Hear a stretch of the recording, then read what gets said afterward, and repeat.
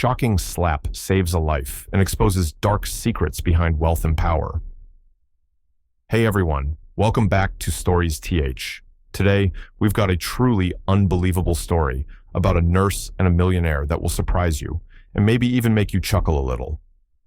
Just a heads up, don't try this at home unless you want to get slapped by a billionaire's wife. If you love real-life twists and inspiring moments, you're in the right place. Make sure to hit that like button and subscribe to Stories TH so you don't miss out on more amazing stories. Also, drop a comment below telling us where you're watching from and what time it is there. We love connecting with you all around the world. So, get comfy, relax, and get ready for a story you won't forget. Invisible among the elite. Naomi Williams had learned early in her life the art of being unseen.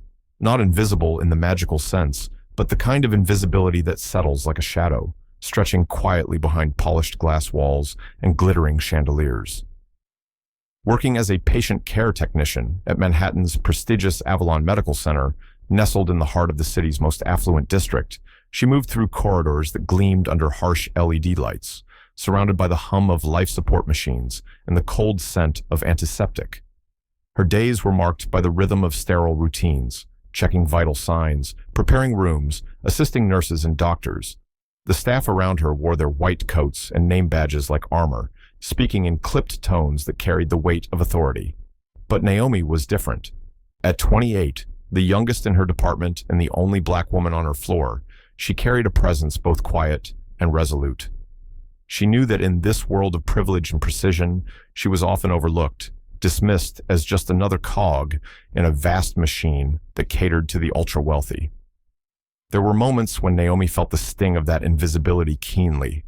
In the break room, where the scent of freshly brewed coffee mingled with muted conversations about weekend plans and luxury vacations, she often found herself on the periphery. Her colleagues exchanged knowing glances and inside jokes that didn't include her. The hospital's elite clientele, the celebrities, CEOs, and socialites, wove through the halls like untouchable specters, their demands and dramas the pulse of Avalon Medical Center. Yet, for Naomi, these figures were distant stars, brilliant but unreachable. She carried her invisibility with grace, but it was no small feat. Years of subtle dismissals and overt exclusion had shaped her into a master of quiet endurance. She kept her head down, focused on her work, and cultivated a professional excellence that few could dispute. It was her shield, the only way to survive the microaggressions and the dismissive attitudes that permeated the institution. Excellence was the language Naomi spoke fluently, and in many ways, it was her rebellion, a refusal to be reduced to the background. Yet, despite the coldness of her environment, Naomi's heart remained warm. She held on to her humanity in small, sacred ways.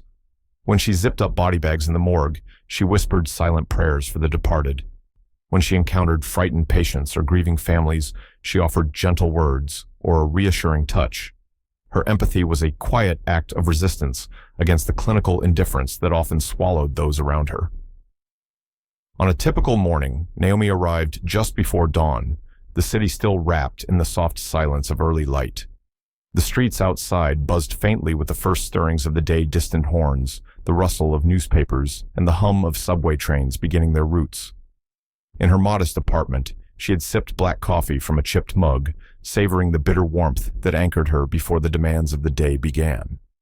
She fastened her ID badge to her navy blue scrubs, the plastic glinting under her kitchen light, and prepared to face another day in a world that seemed intent on keeping her invisible. At Avalon Medical Center, every inch of the building spoke of wealth and control. The floors were polished to a mirror sheen, reflecting the cold, fluorescent lights that flickered overhead. Walls of frosted glass separated rooms where high-profile patients received the most advanced treatments money could buy. The air smelled faintly of antiseptic and expensive cologne, an odd mixture that felt both clinical and opulent. Naomi moved through this world like a shadow present, but unseen. Her hands were steady, her movements practiced and efficient. She greeted colleagues with a nod rather than words, understanding that her voice was often an afterthought. And yet, in her mind, she carried stories of resilience, of quiet strength, and of the relentless pursuit of dignity in a place that seemed determined to deny it. That morning, as Naomi made her way to the morgue, she felt the usual mixture of anticipation and weariness. The morgue was a place apart within Avalon, a quiet chamber of finality where the dead were processed with clinical precision. It was here that Naomi's work felt both heaviest and most meaningful. Despite the cold sterility, she approached each body with care, recognizing the humanity beneath the stillness. She recalled the advice her mother had given her years ago. "Sometimes, Naomi, the world won't see you until you make them." Those words had become a mantra, whispered in moments of doubt and used to fuel her determination. In a world dominated by towering figures and extravagant wealth, Naomi was quietly forging her own path. The hospital's hierarchy was rigid, and Naomi had learned to navigate its treacherous waters with caution. The doctors, nurses, and administrators often overlooked her, but she was observant, noticing details others missed. Her instincts, honed through years of experience, were sharp. She had saved lives in small ways, quiet interventions that went unnoticed, but made all the difference. Her colleagues rarely acknowledged these moments, but Naomi did not need their validation. Her commitment was deeper, rooted in a sense of duty and an unwavering belief in the value of every human life. The stark contrast between Naomi's world and that of Avalon's elite patients was never more apparent than when she handled bodies like Victoria Stanton's, the wife of one of the most powerful men in the city. Victoria's life had been cloaked in luxury and public admiration, but Naomi sensed the fragility beneath the polished surface. This fragile intersection of invisibility and influence was the stage on which Naomi's courage would soon be tested. It was here, in the cold, sterile morgue, that she would defy expectations and shatter the silence imposed upon her. As Naomi prepared for the day's challenges, a quiet resolve settled within her. In a world where she was often unseen, she was about to become impossible to ignore. Arrival of the billionaire's wife.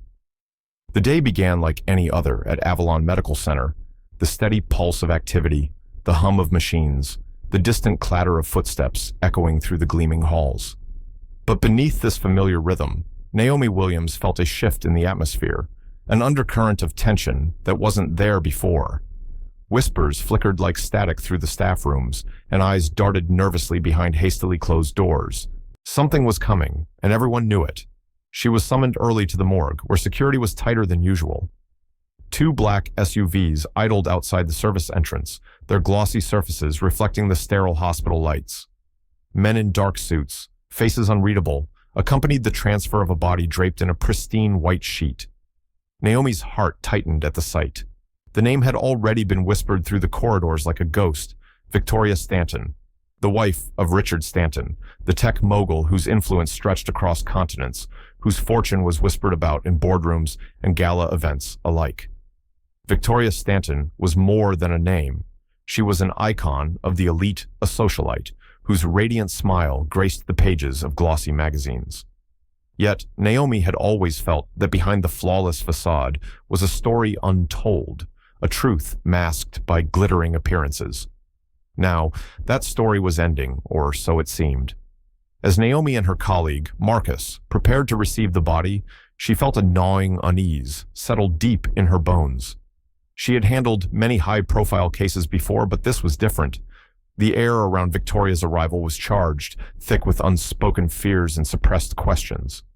The hospital administration was on edge, moving with a meticulousness that bordered on paranoia. When the stretcher was wheeled into the cold chamber, Naomi's practiced hands moved swiftly, her gloves snapping crisply as she pulled back the sheet. The face that greeted her was stunning in its stillness, Victoria's blonde hair perfectly arranged, lips faintly glossed, skin pale, but not yet bearing the familiar dullness of death. Naomi's brow furrowed as a ripple of doubt crossed her mind. She had seen hundreds of bodies in various states, yet something about Victoria's appearance felt off. Her fingers traced gently across the woman's arm, checking for the telltale signs, the coldness, the rigidity, the settling of blood that signified true death. But Victoria's skin retained a subtle warmth, an elasticity that defied the clinical definition. Marcus shrugged off her concern with a tired sigh, reminding her that the death had been certified by two physicians at 11:42 p.m. the previous night. "It's nerves," he muttered. You're not the first tech spooked by a high-profile case." Naomi nodded, but her intuition refused to be silenced. She moved around the chamber, her eyes scanning every detail: the faint flush beneath Victoria's cheeks, the softness of her lips, the unnatural stillness of her breathing apparatus. It was as if someone had staged the scene to perfection, an eerie tableau designed to convince onlookers that Victoria was gone. As she cleaned and logged the body, Naomi's mind raced with questions. What if the official story wasn't true? What if Victoria was still alive, trapped beneath a veil of deception? The thought sent a chill through her, mingling with the cold air of the morgue. The hours ticked by slowly. Naomi remained in the chamber long after Marcus left to prepare for the autopsy. Alone with Victoria's still form, she felt a growing urgency, a desperate need to confirm what her senses whispered. Her hands trembled slightly as she reached out again. This time her fingers pressed more firmly against the woman's cheek. In a sudden, impulsive act, born of instinct and fear, Naomi's palm struck the delicate skin. The sharp sound cracked through the silence like a gunshot in an empty hall. For a suspended moment, nothing stirred. Then, just as Naomi turned to grab a towel, Victoria's eyelids fluttered a subtle, almost imperceptible movement. Naomi froze, breath caught in her throat. The twitch was unmistakable, a fragile sign of life. Victoria's fingers twitched, her chest rose with a faint wheeze, and then came a weak gasp, a whisper of survival in the face of death. "Oh my God," Naomi whispered, her voice barely audible. "She's alive." Panic and hope collided in Naomi's mind. She fumbled for the emergency call button, her hands shaking uncontrollably. The morgue burst into chaos as doctors, nurses, and security swarmed the chamber. Monitors beeped urgently, IVs were inserted, and the life-saving measures began in earnest. Naomi stood back, trembling, as Victoria's pulse slowly strengthened. But amidst the flurry of activity, a storm brewed outside the room. Richard Stanton arrived, his presence dominating the scene like a tempest. His gaze locked onto Naomi with a fury that silenced the room. "Who did this?" he demanded, voice cold and sharp. "You," he accused, stepping closer. "What did you do to my wife? How dare you touch her?" Naomi's voice caught, but she managed to say softly, "She's alive because I acted." The words hung heavy in the air, met with disbelief and outrage. The hospital staff quickly distanced themselves from Naomi, whispering behind her back, casting glances filled with suspicion and disdain. The slap that saved a life was twisted into a scandalous assault in the eyes of the powerful. Naomi found herself isolated, caught between the weight of her conscience and the crushing judgment of the world she had tried to serve. Yet, beneath the surface, the truth was beginning to ripple outward, challenging the polished veneer of wealth and control. As the hospital administration convened emergency meetings to contain the fallout, Naomi's resolve only hardened. She knew the stakes were higher than a single act. This was a battle against silence, against erasure, against the invisible forces that sought to keep her voiceless. And so, in the heart of Avalon Medical Center, the story of Victoria Stanton's survival was not just a medical miracle, it was a spark that threatened to ignite a blaze of justice. The unsettling encounter. Naomi sat quietly in the break room, her hands wrapped tightly around a cup of lukewarm coffee, the steam no longer rising. The usual hum of conversation felt distant, almost alien to her now. Everything had shifted after the slap. After the moment, Victoria Stanton had fluttered her eyelids and breathed again. What should have been a quiet day at Avalon Medical Center had become a whirlwind she wasn't sure she was prepared for. Her mind replayed every detail of the encounter: the cold, sterile morgue, the fluorescent lights buzzing overhead, the faint scent of antiseptic mingling with the sterile chill of the refrigerated chamber. Naomi remembered the way Victoria's skin had felt beneath her gloved fingers. Not quite dead, but not quite alive either. It was a mystery that gnawed at her, a puzzle she couldn't ignore. Despite Marcus's dismissive attitude and the hospital's insistence on following protocol, Naomi couldn't shake the feeling that something far darker was at play. Victoria Stanton's appearance had been too perfect, too composed for someone pronounced dead. The warmth in her skin, the subtle flush on her cheeks, the slight tension in her muscles. These were signs Naomi knew well. Years of experience had taught her that death was a process, not an instant event. Bodies cooled, muscles relaxed, blood settled, and yet Victoria's body seemed to resist this natural progression. Naomi's unease grew as she considered the implications. What if the death certificate was falsified? What if someone wanted Victoria to be declared dead prematurely? The questions churned relentlessly, pushing against the walls of reason and protocol. Her colleagues barely spared her a glance now. Whispers followed her down the hallways, eyes flickered away when she passed, and the hospital administration was tight-lipped, their expressions guarded. The atmosphere had turned cold, colder even than the morgue. Naomi felt the weight of invisible eyes, tracking her every move, the heavy burden of suspicion that settled like a fog. But it wasn't just professional isolation that troubled her.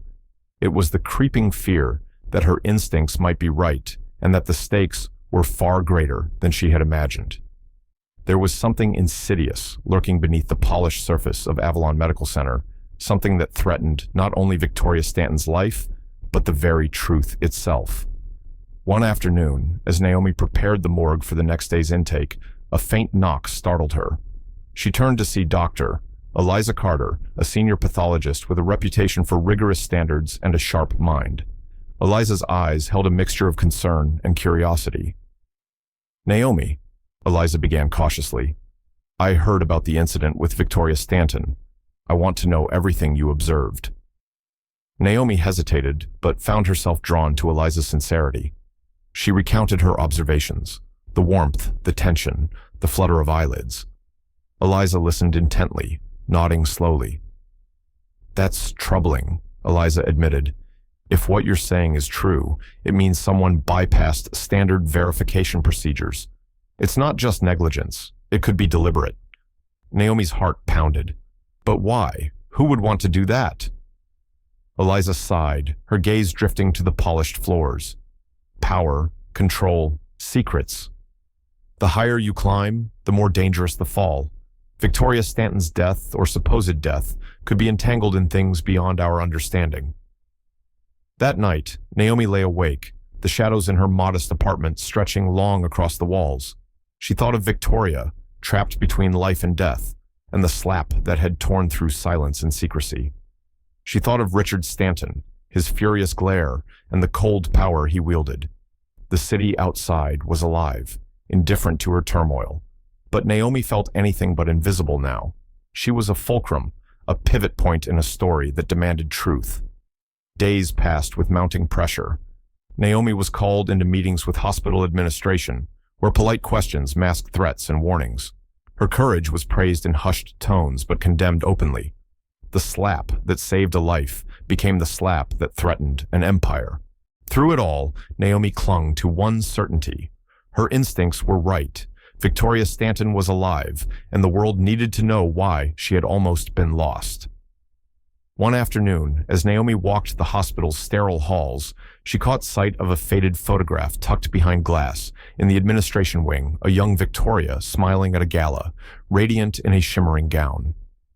Naomi paused, feeling the weight of that smile, the distance between public image and private reality. Her resolve hardened. She wasn't just fighting for Victoria anymore, she was fighting for every voice silenced by power and fear. And so, Naomi prepared herself for the battles ahead, knowing the path would be fraught with challenges, but determined that the truth would not be buried in the shadows. The defining slap. The morgue was suffused with a cold silence, broken only by the low hum of the refrigeration units and the occasional shuffle of footsteps in distant corridors. Naomi Williams stood alone beside the stainless steel table, her gloved hands trembling slightly as they hovered over Victoria Stanton's face. The room was stark, bathed in the harsh glow of fluorescent lights that seemed to drain color from everything except the quiet tension filling the air. Naomi's heart pounded fiercely in her chest. The swirl of emotions within her was a tumultuous blend of fear, desperation, and a fierce determination that had taken root the moment she first laid eyes on Victoria's body. Despite the official declarations, despite the authoritative nods and signatures on the death certificates, Naomi's instincts screamed otherwise. There was life beneath that stillness, fragile, faint, but undeniably there. She took a breath, steadying herself against the whirlpool of doubt that threatened to paralyze her. This wasn't a decision she made lightly. To touch the body of a woman declared dead, especially one so high profile, was to invite scrutiny, condemnation, and possibly ruin. But Naomi had never been one to shy away from risk when it meant protecting a life.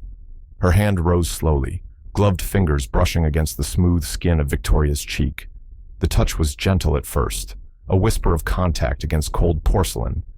Then, driven by a surge of urgency she couldn't suppress, Naomi's palm struck sharply across the woman's face. The sound cracked like a whip through the quiet room, echoing against sterile walls. For a suspended heartbeat, the world seemed to hold its breath. Naomi's eyes widened in horror at the sight of a faint red mark blooming on Victoria's pale cheek. Regret flickered briefly had she gone too far. But before she could retreat, the impossible happened. Victoria's eyelids fluttered, trembling as if fighting against an unseen force. Her fingers twitched, weak but deliberate. A faint wheezing gasp escaped her lips, a fragile cry that shattered the illusion of death. "Oh my God," Naomi whispered, breath hitching. "She's alive." Panic surged through her veins as she fumbled for the emergency call button, her hands shaking uncontrollably. The silence shattered as the morgue erupted into chaos. Doctors, nurses, and security personnel flooded the chamber, their movements urgent and purposeful. Monitors beeped as they were hooked up. IV lines were inserted, and every measure was taken to stabilize Victoria's fragile life. Amid the whirlwind, Naomi remained rooted, overwhelmed by the gravity of what she had just witnessed. Her courageous act, a desperate attempt to provoke a sign of life, had pulled Victoria back from the brink. But the triumph was short-lived.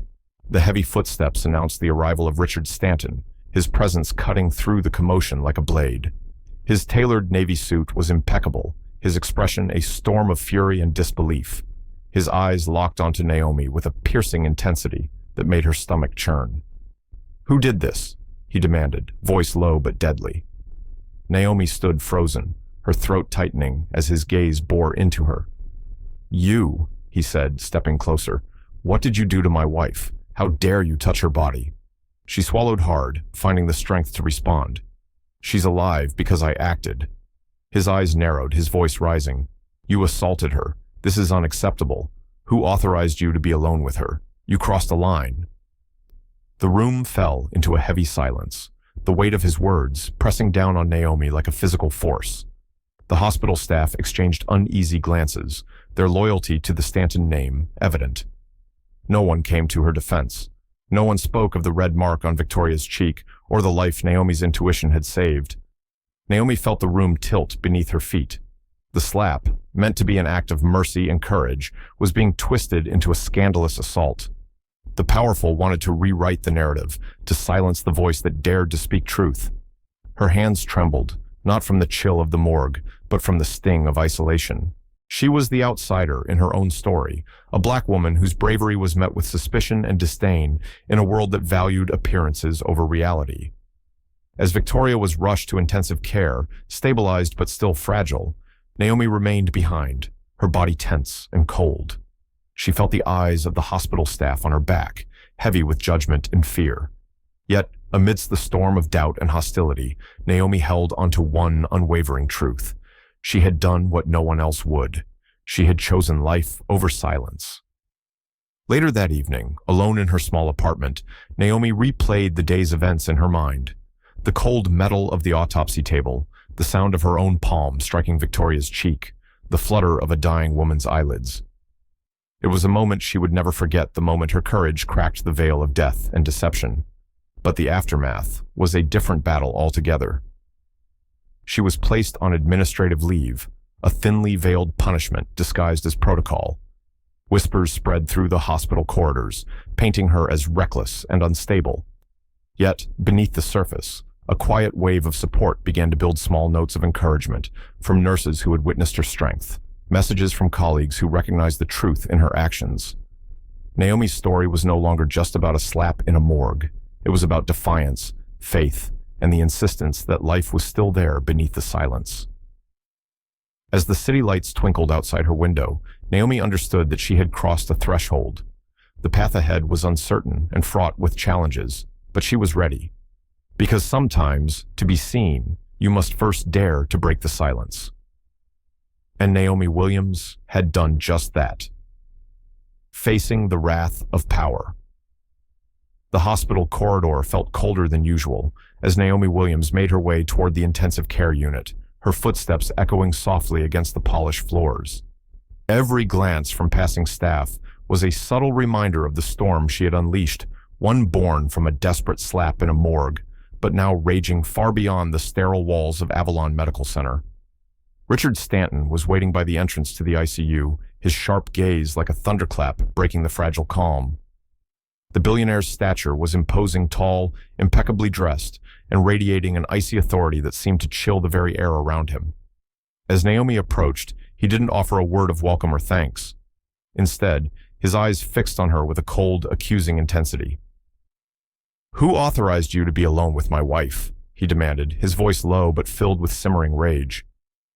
Naomi's breath caught. This was no ordinary confrontation. The weight of Stanton's power, his influence in every corner of the city, from boardrooms to social circles, pressed down on her like an avalanche. But beneath the fear, a steady flame of defiance burned within her. "I didn't act without reason," Naomi replied, her voice steady despite the turmoil inside. She was alive. I followed what my instincts told me. Richard's lips curled into a bitter smile. "Your instincts?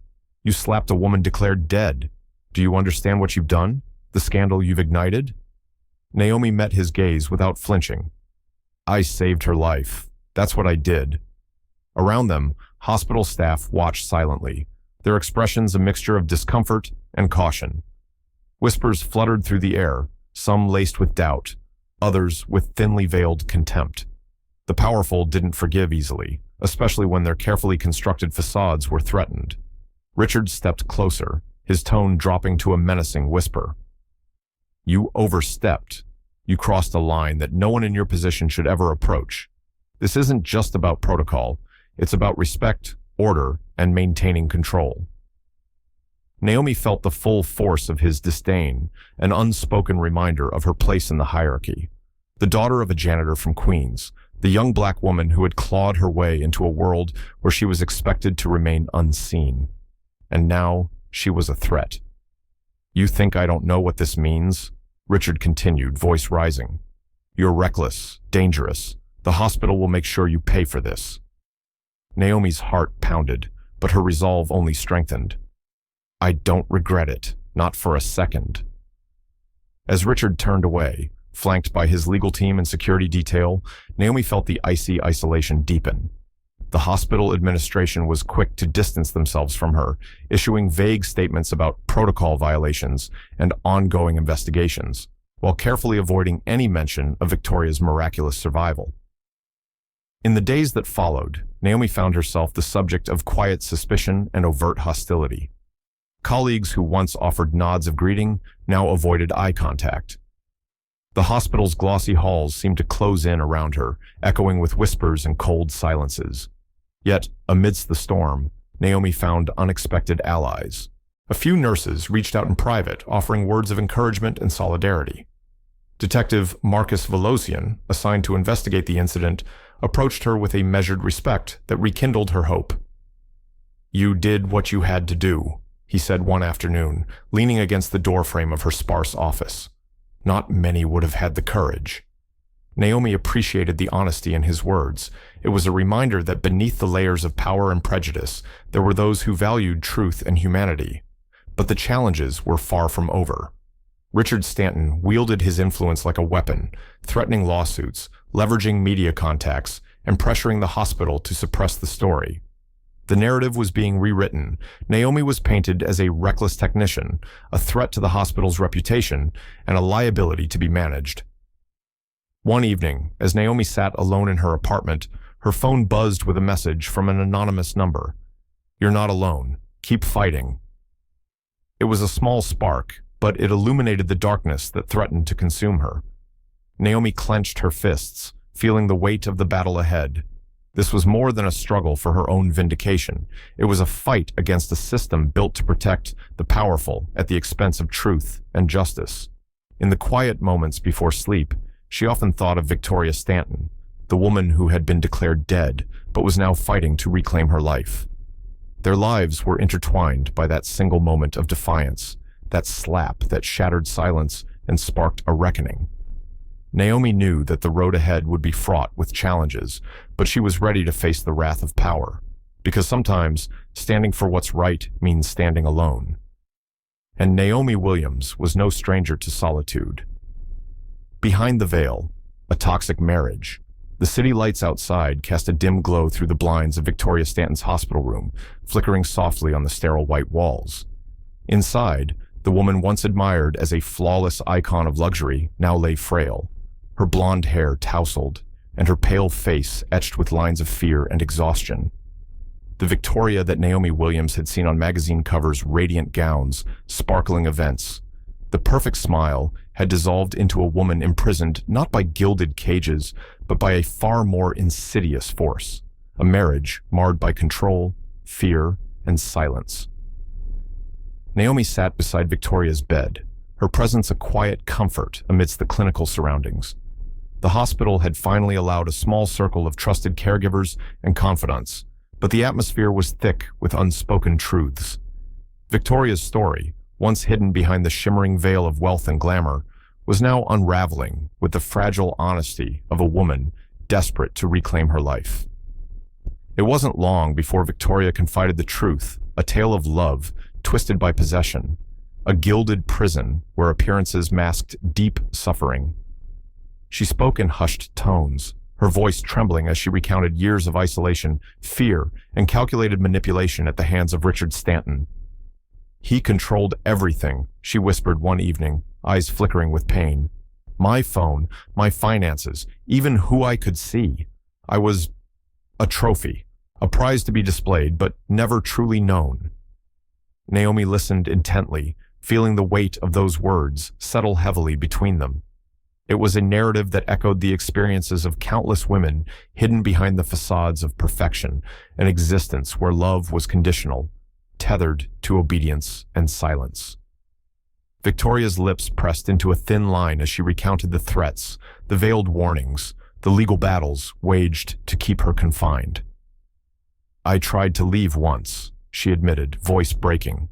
"But the threats came swiftly, lawyers, surveillance, even whispers in my ear that I belonged to him." The hospital room, with its antiseptic chill, suddenly felt suffocating. Naomi reached out, squeezing Victoria's hand gently, a small gesture of solidarity, a bridge across their vastly different worlds. In that moment, Naomi understood the true depth of the life Victoria had led, one where freedom was a distant dream and escape a perilous gamble. The slap in the morgue, the act that had saved her life, was also a symbol of resistance, a breaking of silence that had long been demanded. Yet, as Victoria shared her story, Naomi also sensed the shadow of betrayal lurking close. There was someone else, a lover named Daniel, whose promise of rescue had offered a flicker of hope, only to be dimmed by fear and abandonment. Daniel was a man from the world of cybersecurity, a figure who listened and understood in ways Richard never could. Their secret conversations had blossomed into plans for escape, a carefully orchestrated disappearance meant to liberate Victoria from the cage of her life. A drug-induced coma was to simulate death, a fake autopsy to buy time, and a hidden route out of the city. But the plan had faltered. Victoria awoke not in freedom, but trapped in a morgue, abandoned and alone. Naomi's mind reeled at the betrayal, how trust, hope, and desperation had collided in a way that almost cost Victoria her life. The complexity of love and power tangled in a web of secrecy and danger. The hospital administration's reluctance to acknowledge the truth mirrored the social pressures that bound Victoria's life. The name Stanton commanded respect and fear, and few were willing to challenge the narrative carefully crafted to protect a billionaire's reputation. Naomi's role as a witness to this unfolding drama was both a burden and a privilege. She had become more than a technician. She was a guardian of truth amid layers of deception. Outside the confines of the hospital room, The world was beginning to stir. Rumors and whispers found their way into the media. Questions were raised in hushed tones at social events, and the image of Victoria Stanton was being reconsidered not as a perfect socialite, but as a woman fighting to reclaim her autonomy. Naomi often found herself reflecting on the vast gulf between their lives. She was a woman shaped by struggle and invisibility, yet her courage had intersected with Victoria's fragility in a way that changed them both. The story of a toxic marriage was not just a scandal for tabloids. It was a human story of resilience, courage, and the complex dance of love and power. Naomi saw in Victoria a reflection of many who lived in silence, their pain hidden beneath layers of expectation. Yet, as the hospital's walls whispered secrets and the powerful sought to control the narrative, Naomi understood that telling the truth would not be easy. The forces aligned against them were formidable, and the stakes were higher than she had ever imagined. But Naomi's resolve was unyielding. The slap that had shattered silence was only the beginning. Behind the veil of wealth and power lay a story begging to be heard, and Naomi was determined to be its voice. A web of deception unfolds. The city's skyline stretched endlessly beyond the hospital windows, glittering with the restless pulse of ambition and secrets. Inside Avalon Medical Center, the cold corridors that had once echoed only with routine now resonated with whispers of conspiracy and betrayal. Naomi Williams found herself at the center of a story far larger than she had imagined, tangled in a web of deception that threatened to unravel everything. Victoria Stanton's miraculous survival was not the simple medical anomaly the world was being told. As Detective Marcus Velocian dug deeper, unsettling truths began to surface, evidence that Victoria's declared death was a carefully orchestrated ruse, planned to conceal far darker motives. Naomi sat in the small, cluttered conference room with Marcus and a team of investigators. Files and digital records sprawled across the table, each document a thread in a sprawling tapestry of lies. The air was thick with tension as Marcus outlined the findings. Victoria's death certificate was forged, he said quietly, eyes scanning the room. The toxicology reports indicate the presence of a synthetic neuroinhibitory, something designed to induce a coma-like state, mimicking death. Naomi's breath caught. The drug explained the warmth, the faint pulse signs that had defied conventional definitions of death. Who administered it? She asked. Marcus shook his head. That's still unclear, but there's more encrypted messages, untraceable crypto transactions, evidence of a secret accomplice facilitating the plan. The pieces began to form a picture of a calculated disappearance. Victoria and a mysterious figure Daniel had planned the escape meticulously. The coma was to buy time, the fake death certificate to erase her from the public eye, and the cremation arrangements to close the chapter definitively. But the plan had gone awry. Daniel vanished, leaving Victoria trapped in the morgue's cold grip. The betrayal stung like a wound reopened. Naomi's heart ached for Victoria, but her role was clear, to bring the truth to light. Yet the stakes were impossibly high. The Stanton Empire wielded immense power, and there were forces determined to keep their secrets buried. Back at the hospital, the atmosphere grew increasingly hostile. Hospital administrators convened emergency meetings under the guise of policy reviews, but the true intent was crisis containment. Martin Ellison, the hospital's chief legal counsel, presided with a steely gaze. "This is bigger than anticipated," Ellison stated, scrolling through a leaked news article. "The Whitmore, excuse me. The Stanton family was supposed to keep this quiet." Olivia Marks, the public relations director, interjected, "They're managing the narrative carefully. No mention of Naomi or the morgue. They're spinning it as a rare medical anomaly." Ellison's eyes narrowed. "That's precisely the problem. If anyone starts digging, the truth will surface. We need to control the story, slow the investigation, and prepare a fall guy if this blows up." The weight of their words settled like a dark cloud. Naomi was more than a mere technician. She was a liability to be managed, a threat to the polished image carefully curated by wealth and influence. Despite the pressure, Naomi refused to be silenced. Her instincts, validated by medical evidence and the flicker of life she had witnessed, propelled her forward. She was no longer invisible. She was a beacon for truth in a world desperate to maintain illusions. Meanwhile, Victoria's recovery unfolded quietly under guarded watch. The woman who had once been a socialite trapped by appearances was now a survivor, reclaiming her voice. Fragmented memories haunted her images of cold steel, buzzing lights, the chilling slap that had pulled her back from oblivion. Her whispers of betrayal and confinement ignited a firestorm beyond the hospital walls. Media outlets pounced, investigative journalists peeling back layers of Stanton's empire. Former employees came forward with stories of control, surveillance, and silent suffering. The story was no longer about a medical miracle. It was about power abused, voices silenced, and a woman's courage to break free. Naomi watched from the sidelines, her role shifting from witness to catalyst. She had shattered the silence, and now the ripples extended far beyond the morgue. In quiet moments, she touched the edge of the autopsy table, remembering the moment that changed everything. The slap was no longer an impulsive act. It was a declaration, a refusal to accept death without truth. And as the web of deception unraveled, Naomi understood that the battle for justice had only just begun. The silent battles. Within the hospital, Naomi Williams moved through Avalon Medical Center's gleaming halls with a new kind of wariness. The place she had once regarded as her workplace now felt like a battleground, one where invisible skirmishes played out in hushed tones and sideways glances.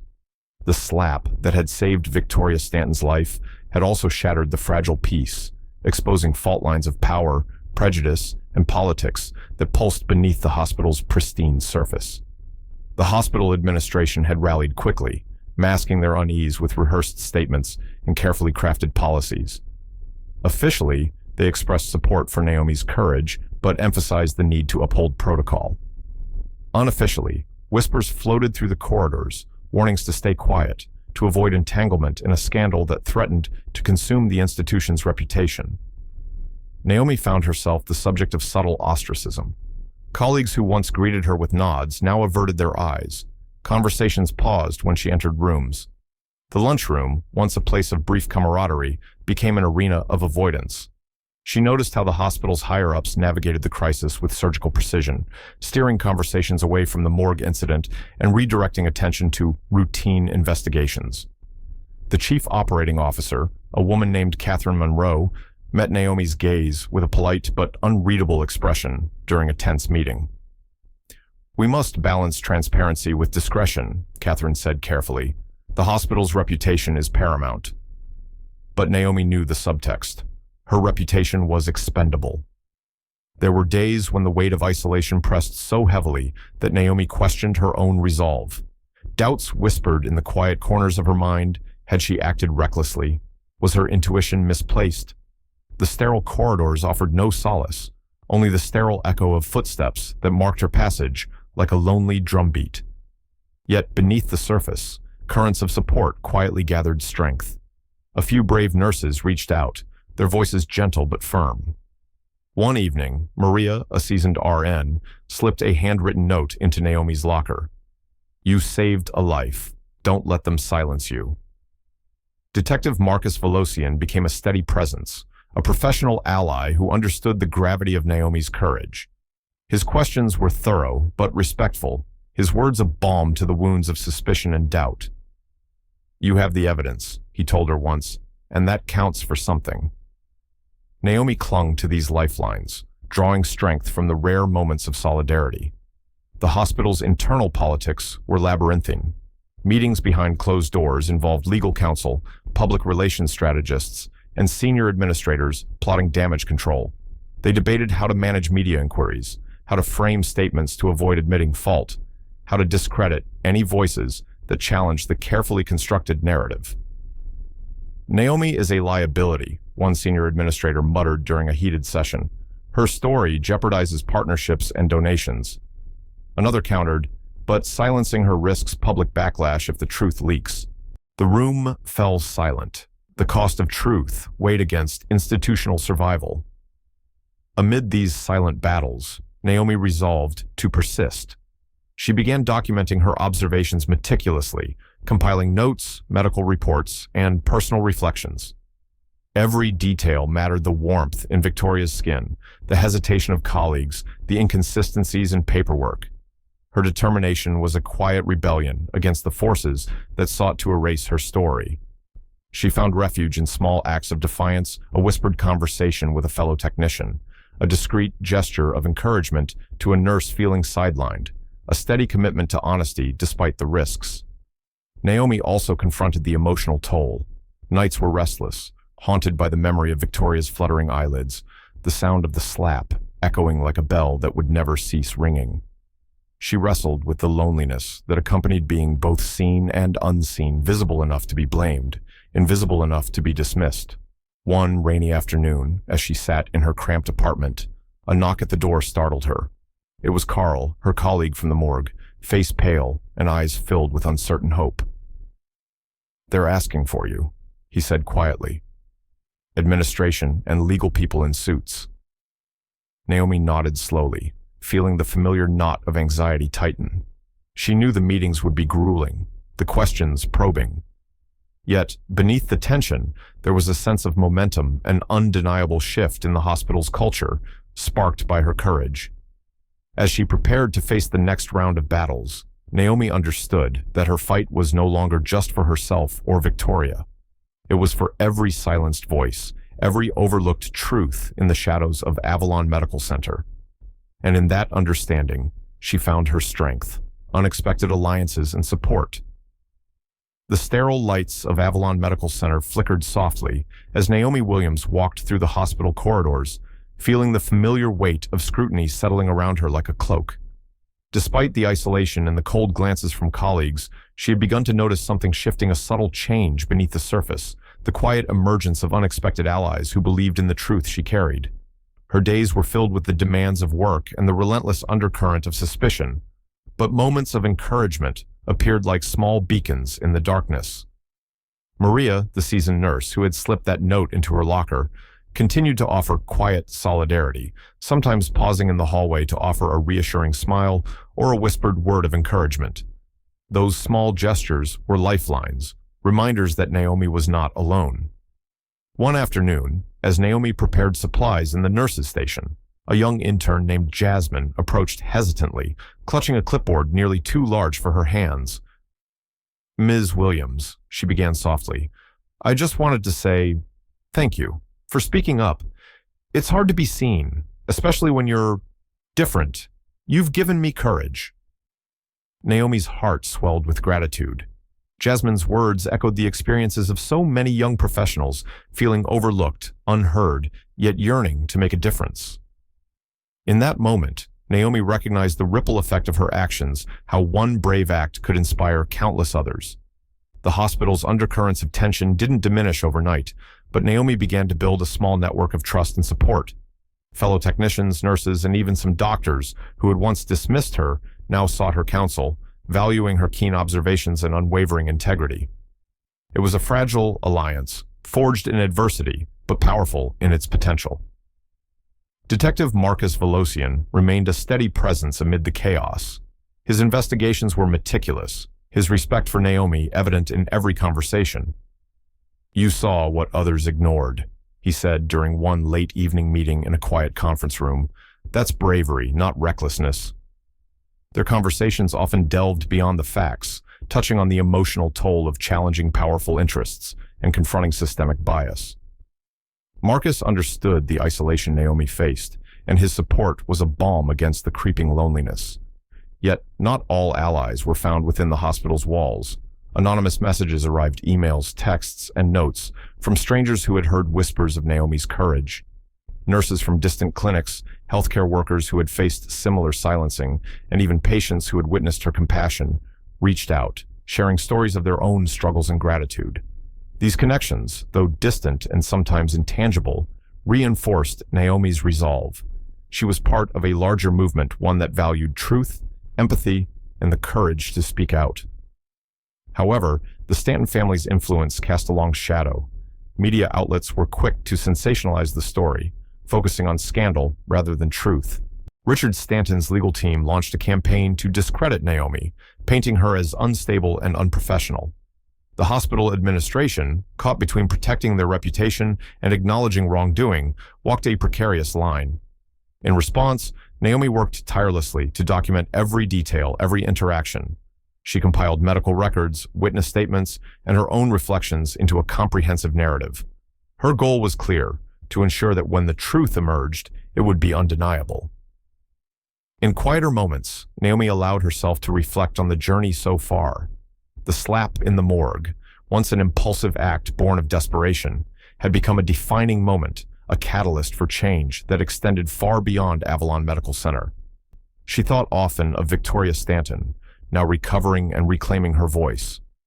Their shared experience had forged a bond, a connection between two women, navigating vastly different worlds, yet united by resilience and hope. Naomi's new allies, both seen and unseen, gave her strength. Their unexpected support was a testament to the power of community and the importance of standing together in the face of adversity. As the battle for truth continued, Naomi embraced her role not just as a witness, but as a leader and advocate. Her courage inspired others to speak, to question, and to demand change. And in the quiet determination of these unexpected alliances, the foundation for a new chapter was being laid, one built on trust, courage, and the unwavering pursuit of justice. The media storm ignites. The morning sun filtered through the towering glass windows of Avalon Medical Center, casting long beams of light onto the sterile floors below. Outside, the city buzzed with its usual symphony of honking cars, chattering pedestrians, and distant sirens. Yet inside, the hospital was gripped by a storm unlike any it had seen before, a tempest fueled not by illness, but by the unraveling scandal of Victoria Stanton's supposed death and miraculous survival. Naomi Williams sat at her desk, the glow of her computer screen reflecting the fatigue etched on her face. The emails and messages that flooded her inbox were a stark contrast to the silence that had surrounded her just weeks ago. News outlets had caught wind of the story, and the narrative was exploding across television screens, social media feeds, and newspapers. Naomi's name, once whispered in hushed tones, was now splashed boldly across headlines, casting her into the glaring spotlight of reluctant fame. At first, the media coverage was cautious, tentative. Reports spoke of a medical anomaly, a rare survival, and an investigation underway. But as the layers peeled back, the story morphed into a sensational saga of deception, betrayal, and courage. Social media buzzed with hashtags like "She Just Saved by Naomi" and "Justice for Victoria," rallying public support for the young technician who had defied the odds. The hospital's public relations team scrambled to contain the fallout. Press releases were issued, carefully worded to acknowledge the incident without admitting fault. Statements praised the hospital's commitment to patient safety while emphasizing the ongoing investigation. Behind closed doors, executives convened emergency meetings, strategizing damage control and crisis communication. Naomi watched the media circus with mixed emotions. The attention was overwhelming, invasive. Interview requests flooded in from major networks, documentary producers, and talk shows. Yet she declined most, wary of becoming a spectacle in a story that was far more complex than headlines could capture. Her focus remained steadfast on the truth and the people at the heart of the ordeal. Victoria Stanton's recovery was progressing, though slowly and guardedly. Victoria herself had begun to speak out, sharing her story through her attorney, her voice a powerful testament to resilience and the desire for freedom. The public response was electric. Panels debated the ethics of wealth and power, the vulnerabilities of those trapped behind gilded facades, and the courage of healthcare workers who risked everything to speak truth. Naomi became a symbol not just of individual bravery, but of a broader movement demanding accountability and justice. Yet, with the spotlight came shadows. Richard Stanton's legal team launched an aggressive campaign to discredit Naomi, painting her as reckless and unstable. They challenged every statement, sought to undermine her credibility, and threatened lawsuits. The hospital, caught between public pressure and powerful interests, walked a tightrope of cautious support and protective silence. Amid the frenzy, Naomi found unexpected support in unlikely places. Fellow healthcare workers rallied behind her, sharing their own stories of courage and silencing. Community leaders and advocacy groups amplified her message, framing it within larger conversations about systemic bias and the need for reform. Naomi also deepened her alliance with Detective Marcus Velocian. His investigation was thorough and relentless, peeling back the layers of deceit that had nearly claimed Victoria's life. Together, they navigated the complex intersections of law, medicine, and media, united by a commitment to truth. The media storm was not without personal cost. Naomi grappled with the invasion of privacy, the scrutiny of her every word and action. She faced both adulation and vilification, the highs and lows of public life crashing over her like relentless waves. Yet through it all, she remained grounded by the knowledge that her actions had saved a life and sparked change. As the story unfolded, it became clear that the ripple effects extended far beyond Avalon Medical Center. Conversations ignited nationwide about the treatment of marginalized voices, the accountability of powerful institutions, and the courage required to challenge injustice. Naomi's journey was no longer hers alone. It had become a beacon of hope, a call to action, and a reminder that sometimes one brave act could ignite a revolution, redemption, and reckoning. The halls of Avalon Medical Center were no longer just corridors of routine. They had become the battleground for change. Naomi Williams walked those halls with a quiet confidence, her posture straight, her presence undeniable. The storm that had once threatened to engulf her had shifted.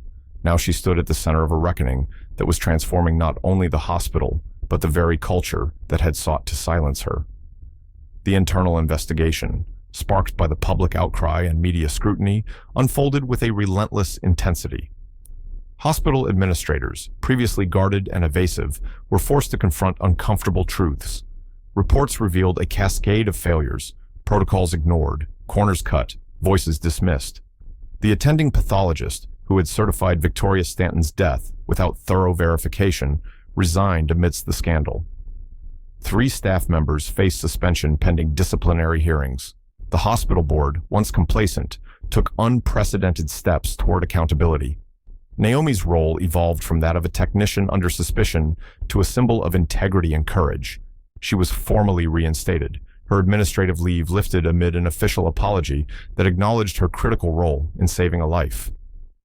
The hospital, recognizing the need for systemic change, offered Naomi a promotion to lead the newly formed Patient Advocacy and Ethics Division, a role that came with both honor and immense responsibility. The promotion was more than a title. It was a signal, a beacon, that echoed beyond the marble walls and clinical floors. Naomi accepted quietly, aware that her work was far from over. She was no stranger to the challenges ahead, but the validation was a testament to the power of truth and resilience. In her new office, overlooking the hospital courtyard, Naomi surrounded herself with reminders of her journey. Framed thank you letters from patients, certificates recognizing her contributions, and a photo of her parents, their smiles a constant source of strength. She embraced her role as a mediator, a voice for those often unheard, and a guardian of ethical standards. One afternoon, as she facilitated a debrief with a family whose daughter had suffered a misdiagnosis, Naomi's calm, clear guidance bridged the chasm between fear and understanding. Her ability to translate complex medical language into empathy fostered trust and healing, affirming the human element often lost in clinical processes. Naomi also initiated monthly ethics seminars, initially attended by a handful of staff, but growing steadily as word spread. These gatherings challenged implicit biases, explored medical misjudgments, and encouraged open dialogue. Physicians, nurses, and administrators began to confront uncomfortable realities about how easily good people could overlook the voices of those who seemed different. The hospital's culture, once rigid and exclusionary, started to shift. Some colleagues who had once avoided Naomi now greeted her with respect, a few even seeking her insight. Yet, not everyone embraced change. Resistance lingered in quiet corners, glances withheld, meetings scheduled without her, subtle reminders of past exclusion. Naomi met these challenges with patience and unwavering focus. Victoria Stanton's transformation paralleled Naomi's. Having reclaimed her identity, Victoria filed for divorce, supported by a legal team, empowered by evidence and public backing. She launched a foundation named the Evelyn House, honoring her grandmother, to support women escaping coercive relationships. The foundation provided transitional housing, legal aid, and mental health services, a lifeline Naomi admired deeply.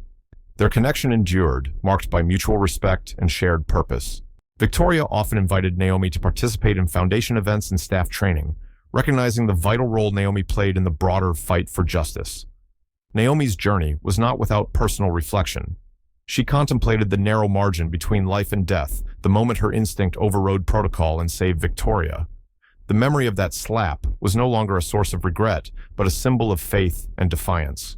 One evening, as spring softened the city's edges, Naomi received an unexpected visitor. Olivia Marks, the hospital's PR director, who had once been skeptical and dismissive, stood awkwardly in the doorway. "I wanted to say I was wrong," Olivia confessed quietly. "Back then, I treated you like a threat, a liability. I didn't consider that you might be right." Naomi watched her carefully, sensing the sincerity. "I've learned a lot too," Olivia continued. "About you, about the system, about what needs to change. I respect what you're doing. I hope we can do better together." That small moment of honesty was a victory in itself, a sign that change, however slow, was possible. Naomi's life had shifted in ways she had never imagined. Public speaking engagements, once unthinkable, became opportunities to share her story and inspire others. At a regional healthcare conference, she spoke candidly about accountability, trust, and the power of speaking up when silence seems safer. "I wasn't supposed to be the one who saw it," she told the audience, "but I trusted what I felt, what I saw. And because of that, someone is alive today who wouldn't be. Don't let anyone convince you that your voice doesn't matter." Her words resonated deeply, drawing nurses, technicians, and administrators who understood the courage it took to stand against the tide. Yet Naomi remained humble, focused not on fame, but on the work ahead, one patient, one truth, one quiet act of courage at a time. Healing and new beginnings. The soft morning light filtered through the curtains of Victoria Stanton's modest brownstone, casting warm patterns on the worn wooden floors. Gone was the imposing grandeur of her former life, a life defined by luxury but shadowed by control. Now, Victoria embraced a quieter existence, one built on newfound freedom, purpose, and healing. Naomi Williams stepped carefully across the threshold, a faint smile touching her lips as she took in the unpretentious surroundings. The invitation had come as a surprise, a sign of the evolving bond between two women whose lives had intersected in the most extraordinary of circumstances. Victoria greeted her with an openness that felt genuine and unguarded. The transformation was striking, not just physical, but deeply emotional. Gone was the brittle elegance of a socialite on display, replaced by a grounded woman who carried herself with quiet strength. "I'm glad you came," Victoria said softly, leading Naomi into a sunlit living room filled with books, plants, and framed photographs. "This place is my sanctuary."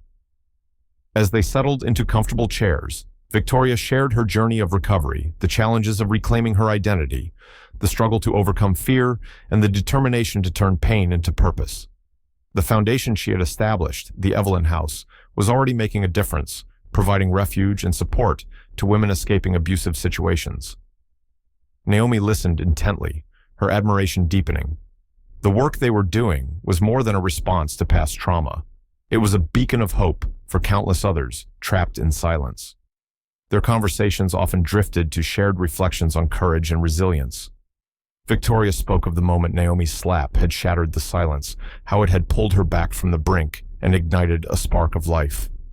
Naomi, in turn, expressed gratitude for the strength Victoria embodied, a reminder of why the fight for truth mattered. Beyond the foundation, Naomi's role at Avalon Medical Center continued to evolve. Her efforts to reform hospital policies gained momentum, with new protocols implemented to address implicit bias, patient advocacy, and ethical responsiveness. Monthly seminars grew in attendance, fostering an environment where difficult conversations were no longer avoided but embraced. Yet, the path to change was neither smooth nor swift. Resistance lingered in pockets, old habits, unspoken prejudices, and institutional inertia that required persistent challenge. Naomi faced setbacks with grace, understanding that transformation was a gradual process. One afternoon, as she visited a maternity ward to support a young mother who had felt ignored during labor, Naomi witnessed the profound impact of attentive care and advocacy. The The gratitude in the woman's eyes reaffirmed Naomi's commitment to her work, small victories that rippled outward, changing lives one interaction at a time. Victoria and Naomi's friendship deepened over time. They met regularly, exchanging ideas, supporting each other's endeavors, and celebrating milestones. Victoria's public speaking engagements often included Naomi's insights, weaving their stories into a tapestry of empowerment. Despite the progress, Naomi remained humble. She knew that the journey was ongoing both for herself and for the systems she sought to change. Her nights were sometimes restless, haunted by memories of the morgue and the delicate line between life and death.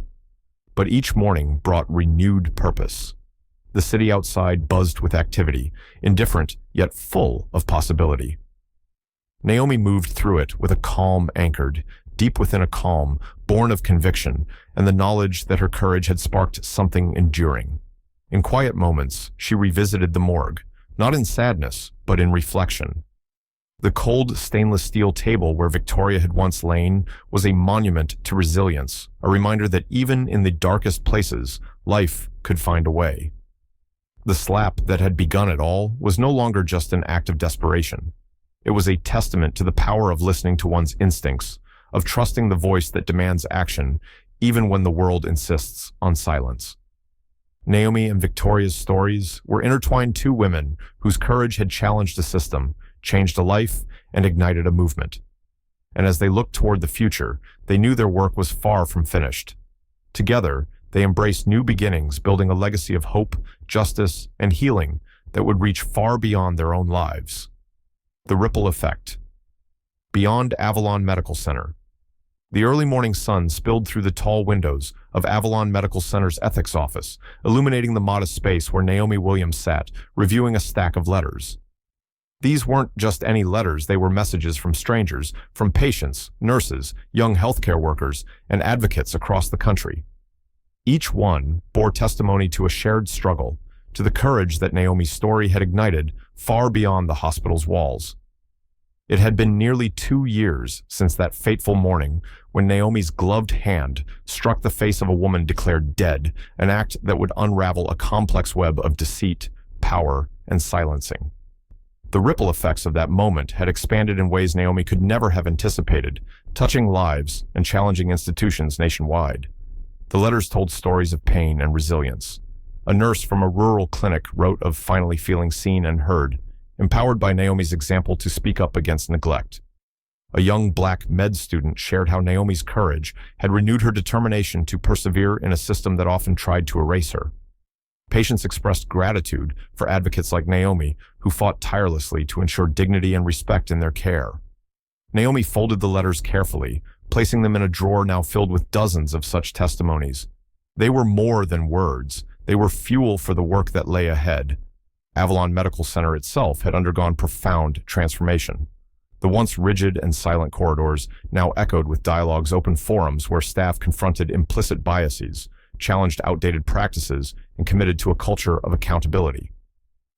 Naomi's leadership in the patient advocacy and ethics division was central to this shift, yet she never claimed sole credit. The change was collective, slow but steady, built on countless small acts of courage, inspired by a single moment. The hospital introduced comprehensive training programs, emphasizing cultural competency, patient rights, and ethical responsiveness. Monthly ethics seminars, which began with just a handful of attendees, now drew full rooms eager to engage in honest conversations. Physicians, nurses, administrators, and support staff alike participated, breaking down barriers that had long divided them. Naomi often found herself reflecting on the intricate dance between progress and resistance.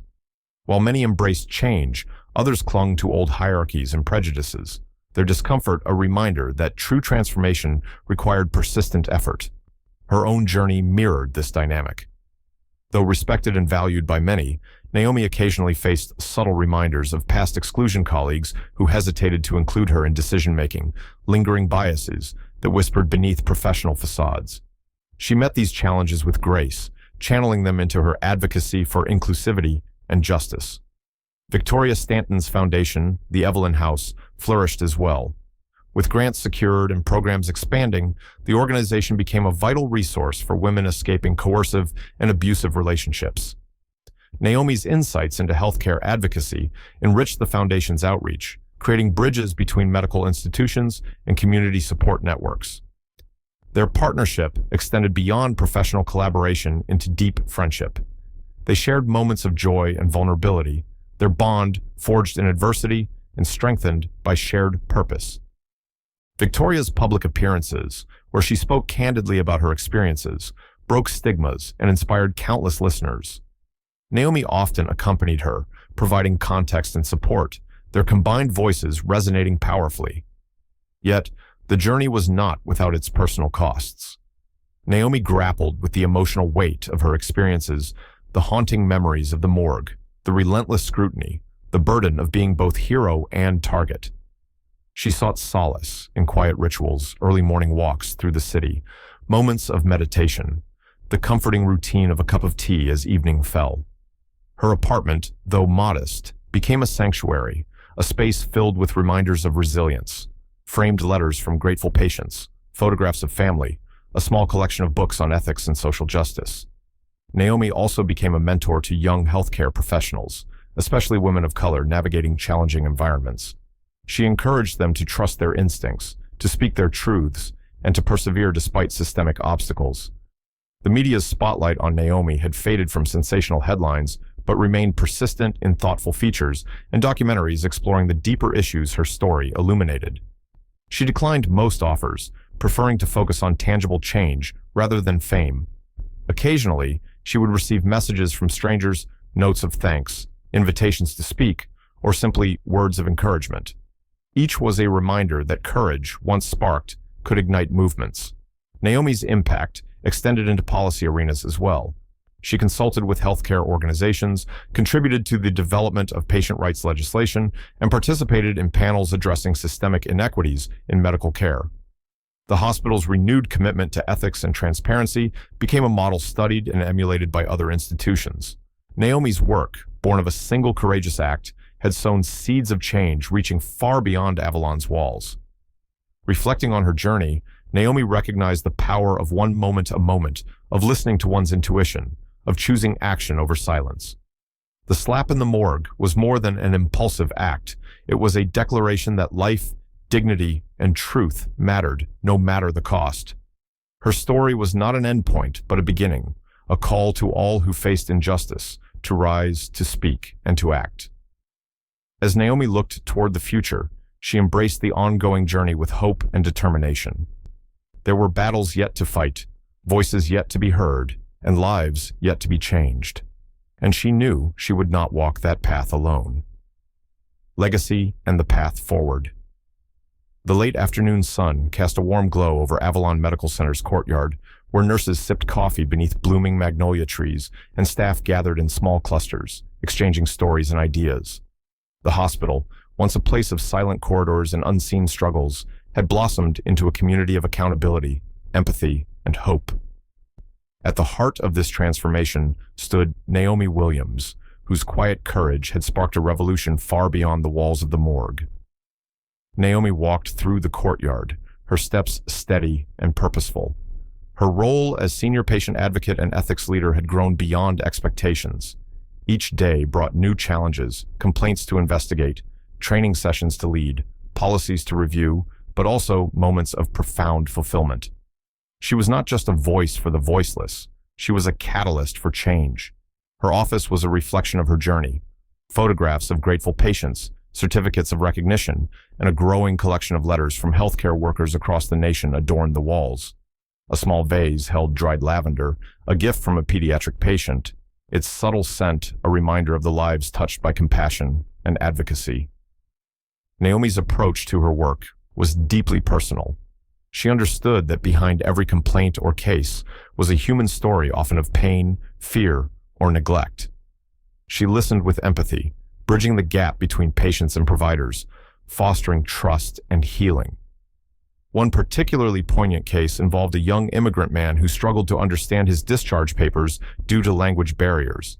Naomi coordinated translation services and ensured his concerns were addressed, a small victory that resonated deeply. The monthly ethics seminars she initiated had grown exponentially. What began as intimate gatherings were now vibrant forums where staff confronted implicit biases, questioned ingrained practices, and committed to patient-centered care.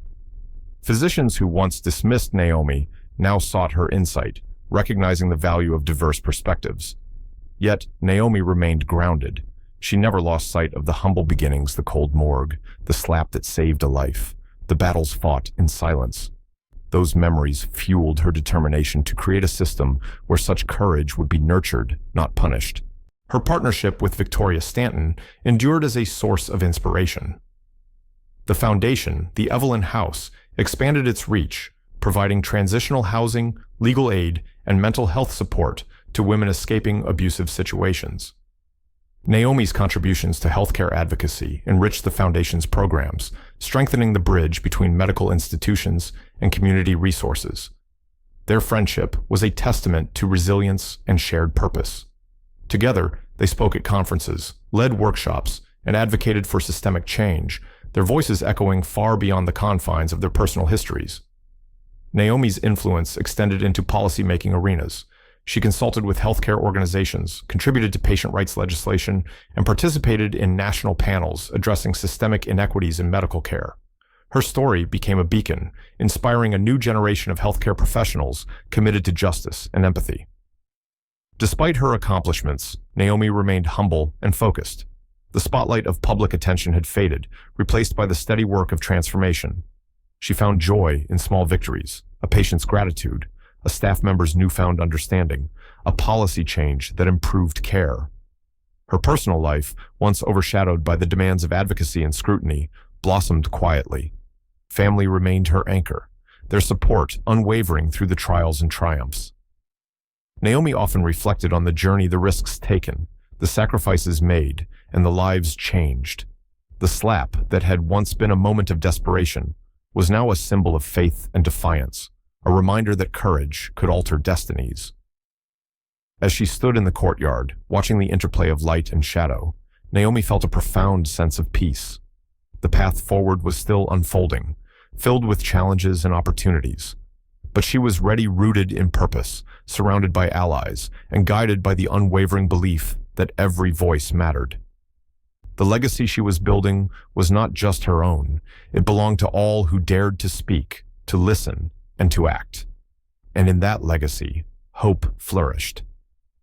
The quiet triumph. The soft glow of evening settled over the city as Naomi Williams sat quietly by her window, the distant hum of traffic weaving a familiar lullaby.